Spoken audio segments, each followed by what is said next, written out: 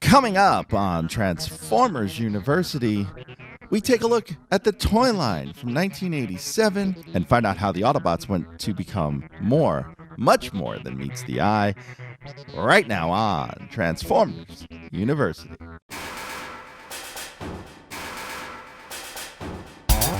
Hello, my friend, and welcome to Transformers University. I am your host, Anthony Bricali, owner, operator, madman behind TFU.INFO. And this is episode 92 of Transformers University. And I don't know if I mentioned it last episode, but we are celebrating 3 years of this great, fun podcast, this experience and journey that I am on with you. So I want to thank you if you are someone that's been part of the journey since 3 years ago, and if you're just joining in or if you've binged and caught up, welcome aboard. I am so excited to have you here with us. Today, we are going to jump into our 1987 coverage and start talking about part of the U.S. toy line for 1987, and then we're going to cover the Autobots side of things here. Now, in 1987, there are a number of carryovers from 1986, and actually looking at the toy catalog that was packed in with the figures. So in 1987, much like in 84 and 85 and 86, every figure came with a fold-out catalog, or at least the larger figures did. And on one side was the Autobots, the other side was the Decepticons. And 87 is a very big line, but a big chunk of the 87 line on both the Autobot side and the Decepticon side are carryover figures from 1986. So capitalizing off the film and the popularity of 1986, capitalizing off of Season 3, which had been produced throughout 1986 and debuted throughout 1986, Hasbro decided to keep a number of the toys from the year before in the line. This would include Ultra Magnus and Rodimus Prime, Wreck-Gar, Metroplex, Skylynx, and the Autobot cassettes, Rewind and Steeljaw, Eject and Ramhorn, as well as all 5 of the Aerialbots and all 5 of the Protectobots. Now, some interesting notes within that group of characters there. Ultra Magnus, Rodimus Prime, Metroplex, all had slight variations from their 1986 version. This mainly is due to materials that were involved with making the toys. So Hasbro went away from die-cast parts. They went away from rubber tires, and those particular toys, Metroplex, Rodimus Prime, Ultra Magnus, all had those sorts of things. So Metroplex's tires were replaced with plastic tires. Rodimus Prime had metal feet and rubber tires. Those were replaced both with plastic. Ultra Magnus had his tires replaced with plastic as well, and his paint decos for his face, both the cab robot and the combined trailer robot, had the decos removed. So instead of having facial details on both of them, they were actually just flat, either white for the cab robot and blue for the combined robot. And from what I've seen, the Ultra Magnus version, I can't really speak to all of them, but the Ultra Magnus from 87 is a somewhat more rare than the Ultra Magnus from 1986. Other interesting note here is that the cassettes for the Autobots were available in 87, but Blaster was not. So you hadn't, if you jumped on in 87 and you wanted those cassettes to go into something, you were out of luck. But 1987 also featured a number of new toys, and we will talk about them right after this. Hey, want to help out this podcast or the website TFU.INFO? There's a number of ways you can do it. Let me tell you how. You can help us directly by joining our Patreon and enrolling as a student at Transformers University. There, you'll get early access to the podcast as well as exclusive behind-the-scenes peeks and perks for as little as $1 a month. Sign up is quick and easy. Just swing on by to www.patreon.com/TFUINFO. Another way you can help us is by using our Amazon link, www.tfu.info/Amazon. Type that into your browser whenever you want to shop at Amazon, and a portion of what you spend will be contributed back to us. It's that easy. Finally, You don't become the world's longest running transforming toy archive without some help from other fans. We're always on the hunt for photos of figures and accessories we're missing from our pages. If you'd like to contribute, go to tfu.info/help for a list of what we need, or send an email to info@tfu.info. tfu.info, the Alpha Trion and Omega Prime of transforming toys. Now, back to the show. And as I mentioned earlier, the Aerialbots and Protectobots were available in 1987, so you can create a Superion, you can create a Defensor, and added in and promoted in 1986 in the TV show was a third Autobot combiner, Computron, formed from the Technobots. Magnus, look! I've never seen Decepticons as vicious as those monstrous Terrorcons. Lucky we have the Technobots. Yeah, but those high-tech heroes are in for one horrific battle. The Transformers, much more than meets the eye. Out of monstrous Terracon beasts comes the incredible Abominus, to battle the fearless and futuristic Computron. The Transformers. The Transformers, sold separately from Hasbro. And you'll hear in this commercial, it's an ad for both the Technobots and the Terracons. But you'll notice here also, there's a change to the theme music. Again, there's this weird in the background of the vocal. I don't know if that was done with a synth or what. And they've changed the lyric from more than meets the eye to more, much more than meets the eye. And that's actually written on the packaging as well. And also nice here in the commercial to hear Jack Angel as Ultra Magnus and Dick Gautier as Rodimus Prime reprising their roles from the cartoons in this commercial before you get the Vic Caroli narration. The Technobots that we've met in the cartoon, Scattershot, Afterburner, Strafe, Nosecone, Lightspeed, all available. Scattershot was in a box. The other four were available on cards. There was also a Computron gift set available in 1987, and all of the Scramble City-style limbs of the Aerobots, Protectobots, and Technobots were available at one point with a pack-in Autobot decoy figure. And worth noting, late in 1987, and probably more so as part of the 1988 line, because the Technobots would carry over, Hasbro would begin to move away from having rub symbols on their figures, mainly because they won, and they were at the point where they were the ones creating transforming toy robots. And so the Technobots had the indentation where that sticker would go removed from later versions of those figures. Now, another set of figures that would feature decoys included with them for a time, and actually would feature both Autobot or Decepticon decoys included with them, were the Throttlebots. The Transformers. But they haven't met the Throttlebots yet. Much more than meets the eye. The Transformers. Now collect over 50 Transformers decoys free in specially marked packages. That was just part of the Throttlebots commercial. They shared their commercial with a couple of Decepticon figures, but that is a conversation for another episode.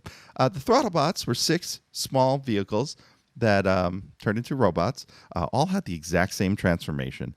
You basically flip their arms out to free up their undercarriage, flip the whole chassis up to form the legs and robot, and then flip the back portion of the vehicle down to reveal the head, and then slide in the motor underneath the figure to tighten up the lower half.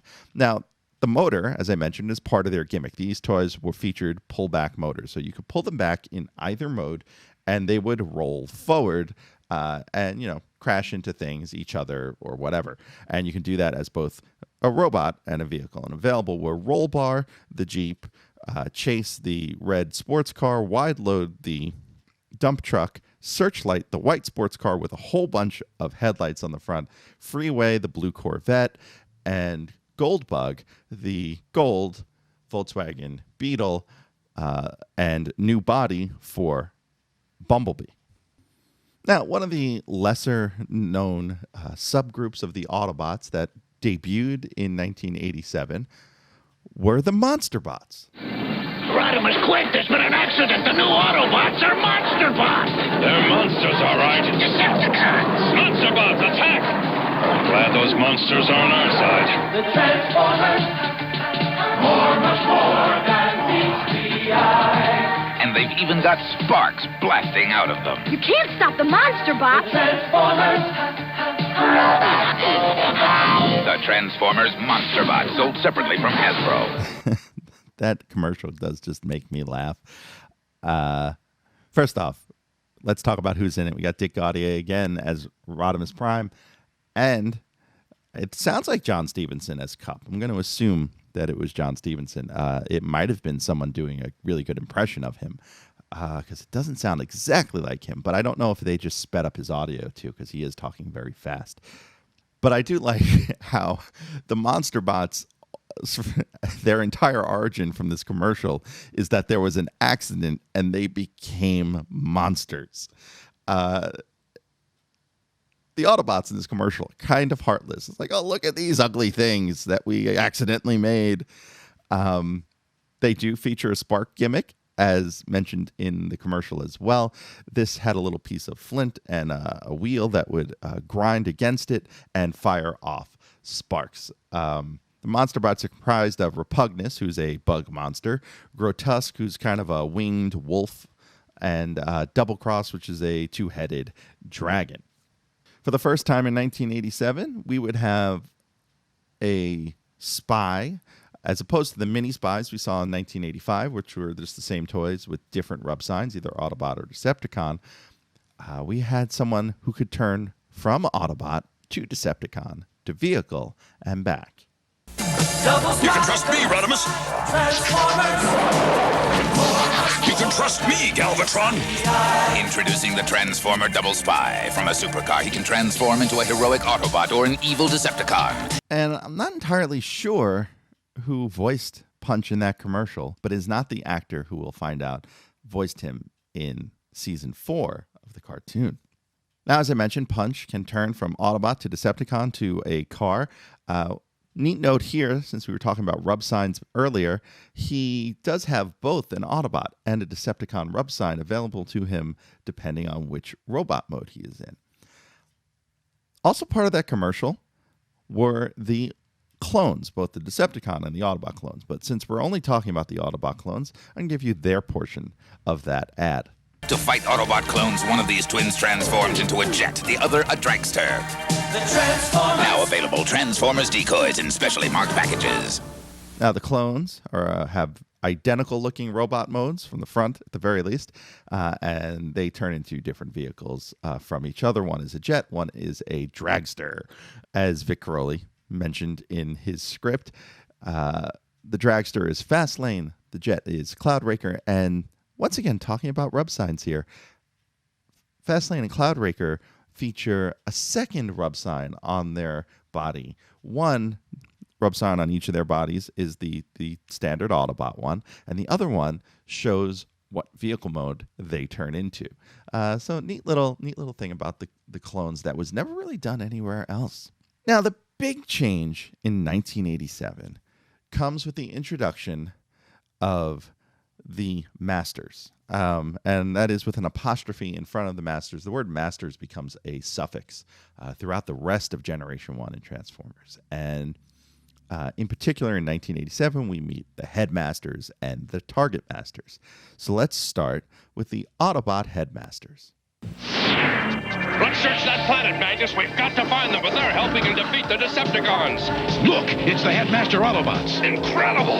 Yes, the driver of the vehicle actually becomes the head of the robot. Headmaster Transformers, much more than meets the eye. The Transformers, Each Headmaster Autobot displays a readout of its power. Nothing's better than going to battle with Headmaster Transformers, sold separately from Hasbro. And you can really hear the new theme in this commercial as they introduce the Headmasters and how the driver of the vehicle becomes the head of the robot. On the packaging and eventually in some more Transformers fiction, we'll find out that the heads aren't actually Autobots or Decepticons, at least not in the American version, but they are aliens from the planet Nebulos.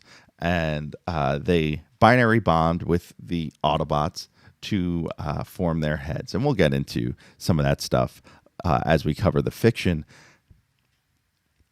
But also that there's the gimmick of the head forming onto the robot and giving that robot the power from their tech specs. So there's actually a little tech spec reader on the front of the robot. You flip it down, it has 3 stats on it.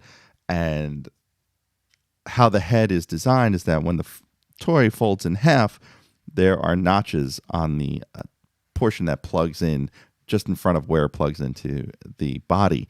And those trigger tumblers that are in the chest that spin up and give you a readout. So if you switch heads between characters, you actually get different readouts on their chests. The characters introduced as the standard Autobot Headmasters. In 1987, Brainstorm with his partner Arcana, Chrome Dome with his partner Stylor, Hardhead with Duros, and Highbrow with Gort. And I don't think I ever noticed this when I was a kid, but realized it when I was older. All these names are puns on heads. Brainstorm, your brain is in your head, right? Chrome Dome is a term for, calling somebody bald. Hardhead is kind of straight there. He's got a hard head. And then Highbrow, your brow is on your head. It's also a sort of a pun with the word eyebrow. And also an actual word meaning highbrow, meaning kind of snooty, highfalutin. But all those names do feature things related to heads. Now, the other part of the series and the introduction of the Nebulans are the Autobot Target Masters. Surrender, Magnus, or be destroyed! No, Galvatron! We too have Target Master Transformers! Target Master Transformers to transform out of one. The vehicle transforms and so does the gun. Target Master Transformers, much more than meets the eye. That's right. Each one becomes 2. Target Master Autobots and Decepticons sold separately from Hasbro. So there's so many things to talk about with that commercial. Can we just listen to that one part in the lyrics one more time? Target Master Transformers to transform out of one. The vehicle transforms and so does the gun. I'm not even going to try to make fun of singing that because I can't hit those notes. But the vehicle transforms and so does the gun. That is basically what they do. And we get introduced to 3 new characters, and we get retools of 3 old characters with the Target Masters. So on the Autobot side, and once again, the names reflect gun things, much like the Headmasters reflect head things. The Autobot Target Masters, Sure Shot with his partner Spoilsport, Point Blank with his partner Peacemaker, and Crosshairs with his partner Pinpointer. On the Autobot side, we get retools of Cup, Blur, and Hot Rod. Now, Cup comes with Recoil. Blur comes with Haywire. And they actually even tweaked his shield color in this version of the toy. And Hot Rod comes with Firebolt. So there was a misprint on Hot Rod's packaging. It originally contained the blurb, Firebolt transforms into Misfire's weapon. And this was fixed and a running change, and it was done actually twice. It was fixed. First, there was a sticker that covered Misfire's name with Hot Rod's name, and then later there was a correctly printed box. Now, also worth noting here, Cup, Blur, and Hot Rod, they were featured in the previous year's line in 1986. The 1987 versions all feature 5mm pegs to allow them to use their partner gun in both robot mode and vehicle mode. And finally, that brings us to the last Autobot to talk about for 1987 in the US line, and that is the one and only Fortress Maximus. It's Fortress Maximus, Fortress Maximus! the colossal Headmaster Autobot City. The Terracons are attacking! Transform Fortress Maximus! Master Transformers, From city to battle station! much more than meets the eye. Terracons, form above us and destroy by Fortress Maximus! But Fortress Maximus transforms again, this time into a robot so humongous a separate robot becomes its head. Its power's awesome. The Transformers. From Hasbro. Fortress Maximus! Man, that commercial, they really took some liberties with these songs, doing these commercials in 1987. Now, Fortress Maximus was basically a headmaster with another headmaster. He was the largest Transformers toy ever made up until that point, and for 25 years after as well. Standing at 22 inches tall, he was basically the size of a child. A friend of mine, David Willis, cartoonist and one of the operators of TFWiki.net, he used to have a Fortress Maximus that he'd keep in his apartment that wore a diaper. So that should tell you how big Fortress Maximus was. He's not as big as the current Titan class figures that we've been seeing the last 5 or 6 years, but he was just a little bit shorter than them. Now, as I mentioned, he was a headmaster with a headmaster. His robot partner, Cerebros, another head pun, right? Cerebros going to like cerebellum, meaning the brain. He turned into a computer for Fortress Maximus and also turned into his head. He, in turn, had a headmaster as well, and that headmaster was Spike, as in Spike Witwicky, the Autobots' human companion, and is the first toy that Spike Witwicky would get in the Transformers line. Now, he was introduced in the first episode in 1984 and didn't get a toy until the 1987 line. So we're talking the fourth series of Transformers figures before we saw a Spike Witwicky toy. Additionally, much like Metroplex, he had a couple of smaller vehicles that were included with him that had names. Gasket and Grommet were two vehicles that were included with Fortress Maximus. Now, those two vehicles came apart and recombined and formed a robot named Cog. And if that sounds familiar, if you just watched the Transformers War for Cybertron Siege series on Netflix, Cog is one of the characters you'll see in there. He is designed to look very much like the Cog toy from Fortress Maximus. And for the longest time, and even currently, the original Fortress Maximus toys continues to be one of the, I don't want to say rare, it's been reissued a couple of times, and they're certainly out there, but it's certainly one of the more expensive figures, especially if you want a vintage 1987 one, to add into your collection and complete. There's a lot of parts, and there's a lot of small pieces that sometimes disappear. Spike on his own is one of those little pieces that could run you triple digits just for him. And he is certainly one of the most collectible figures in the history of the Transformers toy line. In fact, I am not afraid to admit I have a very, very large Transformers toy collection. Not only do I not own an original Fortress Maximus, I don't own that mold in any of its later iterations or in its reissuing iterations. And I really, really should, I guess, at some point, try to buckle down and add one of those to my collection. Because it really is the centerpiece of 1987 at that size, and even of G1. Like, it's the biggest toy you'll see in G1. It's the biggest toy in Transformers for many years to come. And he is a fan favorite among Transformers fans. And we'll find out a bit more about Fortress Maximus as we go on. But before I tell you about what we're going to talk about on the next episode of Transformers University, I'm going to need you to give a listen to this. Thanks for listening to the show. Stick around to hear what's coming up next episode. But first, I want to fill you in on a few ways you can stay in touch with the show. Want to be on the show? Leave us a voicemail at 702-763-4838. That's 702-POD-4TFU. Or send an email to info@tfu.info. Be sure to catch us on Twitter at TFU_info and on Facebook and Instagram under the username TFU.INFO, all one word.